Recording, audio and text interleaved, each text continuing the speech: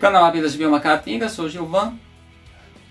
Olha, eu vou fazer aqui, esse vídeo ele é diretamente direcionado aos criadores de abelhas, de qualquer tipo de abelha. Vai de abelha solitária, abelha eusocial, M-social, se alguém pensar em criar, por exemplo, mamangavas, as abelhas neotropicais, aquelas que não ferroam, e as abelhas gênero Apis.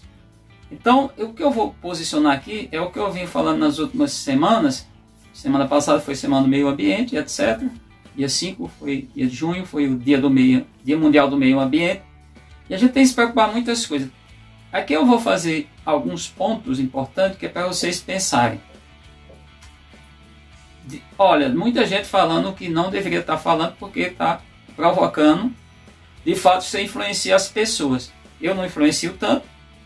De certa forma, eu tenho um grupo de pessoas que eu diria que não são membros, porque eu não abri essa condição no canal, mas são pessoas que acompanham os meus vídeos. Então vamos pontuar alguma coisa. Ninguém preserva animal selvagem, melhor, organismo selvagem em cativeiro, que é definido por cativeiro. Tem um animal que é lá da selva, eu estou com ele em casa, por exemplo, um pássaro na gaiola, um réptil, um anfíbio também preso, uma tartaruga lá num cercadinho. Isso é o bicho em cativeiro. No caso das abelhas, apesar delas ter acesso à parte externa, elas estão em condição de cativeiro. Estão em caixa, não estão como estão na natureza. Logo, você está nessa condição, você não está preservando um animal selvagem. Idem, eu não pego um animal como esse aqui, que é o cachorro, é o animal, segundo que alguns relatos, eu até estudei antropologia, etc, achados históricos e outros, é o primeiro organismo vivo que o homem, e animal de tese, que o homem domesticou. Esse animal, ele não é preservado em ambiente selvagem. Se eu jogar esse animal num ambiente selvagem, ele pode até resistir um tempo, mas ele acaba morrendo. Ele não tem condição de ficar lá, tem que ter cuidados humanos. Isso serve para todos os nossos animais domésticos. Há um caso que assim até o pessoal me questionou outro dia, que é o caso da galinha de Angola, Guiné capote. Ele fica no campo, mas ele também não vai muito tempo, muito além. Ele consegue até se reproduzir no campo, mas normalmente os predadores são mais eficientes e acabam capturando. Ele dorme no alto, nos galhos, mas não é sucesso. E para as abelhas, que é o nosso foco, temos que pensar que você não está preservando. Então muita gente usando esse viés, essa vibe, como é muito comum a gente utilizar nas redes sociais, são nomenclaturas. Na verdade, isso é anglicanismo, ou seja, é falar termos, conceito, palavras, vocábulos em inglês, não é nosso, da nossa língua mãe, língua pátria, que é o português, a língua portuguesa. Portanto, isso é só para criar engajamento em canais, etc., mas isso não está adequado.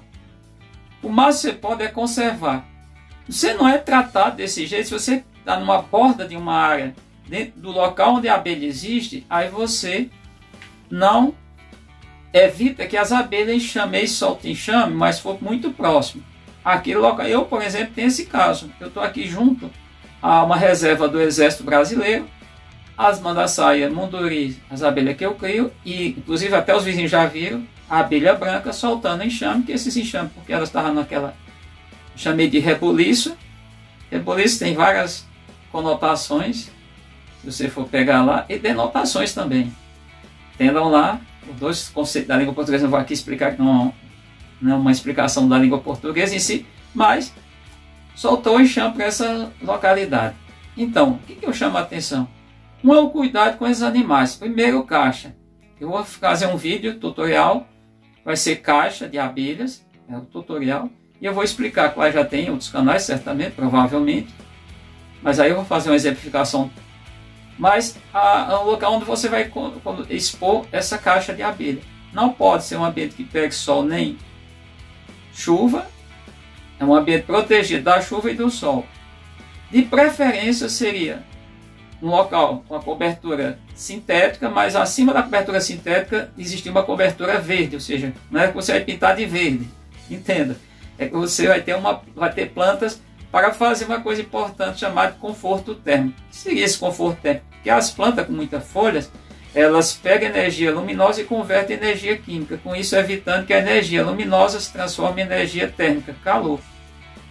Então eu falo esses conceitos assim, que é uma coisa tão do meu cotidiano, e já está aqui na massa cinzenta, eu tenho que explicar. Então isso seria o ideal. Outra coisa, não pode ter um número limite, isso é chamado de capacidade de suporte. Eu vou pegar emprestado aqui os conhecidos que são os zootecnistas, quem trabalha na parte de produção animal, também os agrônomos, mas qualquer pessoa pode saber, eu sou biólogo e sei disso, muita gente não sabe nem aquilo que é da sua atribuição também, certamente muitos zootecnistas não sabem disso, e muitos porque estão fazendo o contrário do que eu vou explicar à frente, e muitos agrônomos. O que é a capacidade de suporte?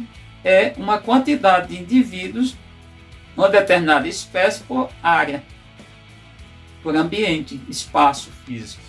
Ou seja, qual é a recomendação, por exemplo, para...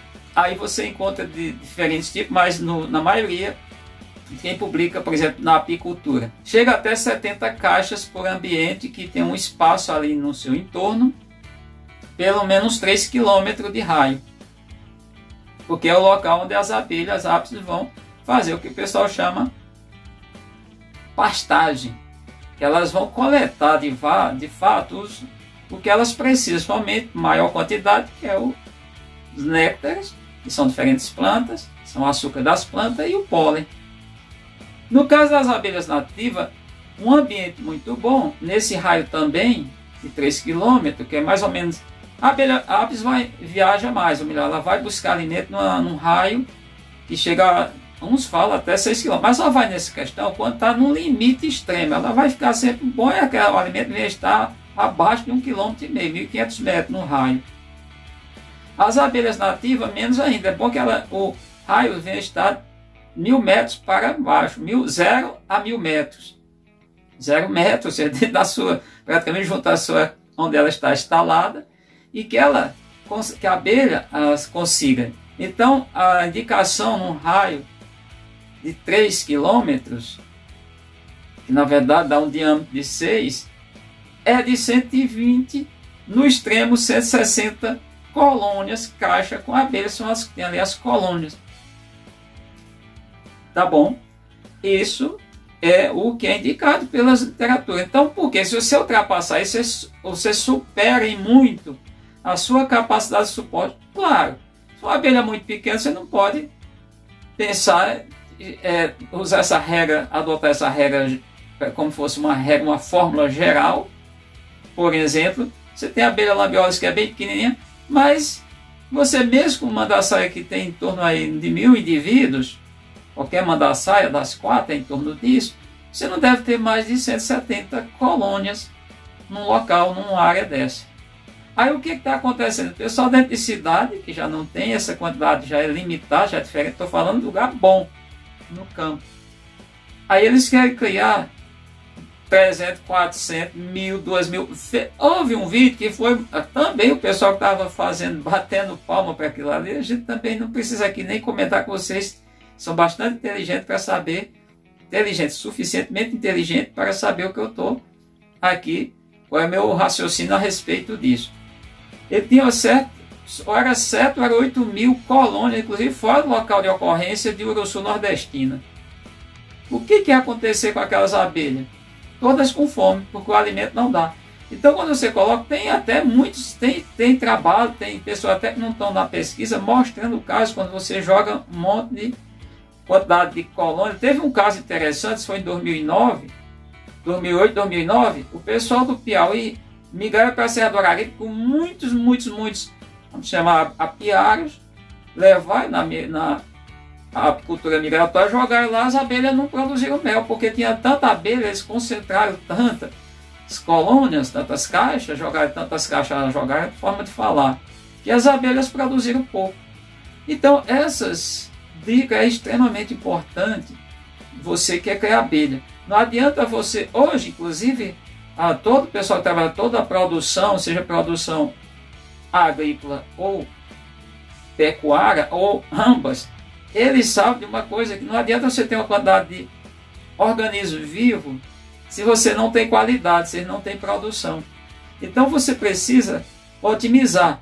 Exemplo, por exemplo, você não pode, se você tiver uma quantidade de abelha excessiva, o que é que vai acontecer? Você vai ficar entupindo ela, ou, que é muito caro, nem todo criador pode, de mel de africanizadas, não tem nada de errado, mas aí se torna muito caro. Eu não faço isso porque fica muito caro para mim. Apesar de eu ter o mel, mas se torna muito caro. Mas enquanto, porque com 1 quilo de mel eu compro pelo menos 5, 6 quilos de açúcar.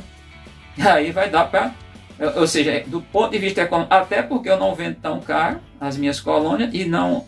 Isso colônia só alimenta as colônias novas, porque eu estou num espaço que permite essa condição.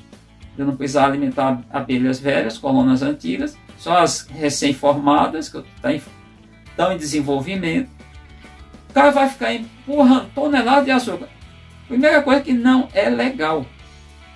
O açúcar é um material sintético, escuta quem quiser, tem impureza, a gente consome, mas é um material industrializado, apesar do meio natural ser um recurso que vem da natureza, então é um recurso natural renovável, que vem da cana, de uma planta, mas é prejudicial para as abelhas. Você alimenta pouco tempo, você alimentava a vida inteira. E até entendo, muita gente está reclamando aí de muita perda de abelha, pode ser, vou levantar a hipótese, não estou nem usando fator. Estou dizendo que eu estou apenas levantando a hipótese. Pode ser que o excesso de açúcar por tempo prolongado venha causar doença na colônia, na abelha, no conjunto, ter a abelha como conjunto. Então você ficar empurrando, tem muitas abelhas, ficar empurrando açúcar o tempo todo é extremamente negativo. Eu mostro até aqui a quantidade de bebedouros de passarinho, que teve um período que eu produzia mais, depois da pandemia para cá eu reduzi mais da metade da minha produção anual de colônias, novas colônias. Logo, eu tenho usado aí, eu estou alimentando umas 15, 16 colônias, só as colônias novas. As velhas estão lá com alimento, não tenho também quase coletado o mel. Então entenda, isso é extremamente importante se você quer ser um apicultor. Então, peço agora, por favor, para você assinar o canal, compartilhar esse vídeo, deixar o seu like e comentar abaixo o que você achou desse vídeo. E se você gostou, deixar lá, pode deixar também uma abelhinha lá no seu comentário. Você gosta mesmo de abelha? Eu vou saber se eu estou fazendo vídeo para quem gosta de abelha ou para quem é só curioso. Vai lá, pega lá uma fotozinha do abelha que você pega lá mesmo, aquela parte lá de emojis, você consegue deixar aqui. Beleza? Foi isso.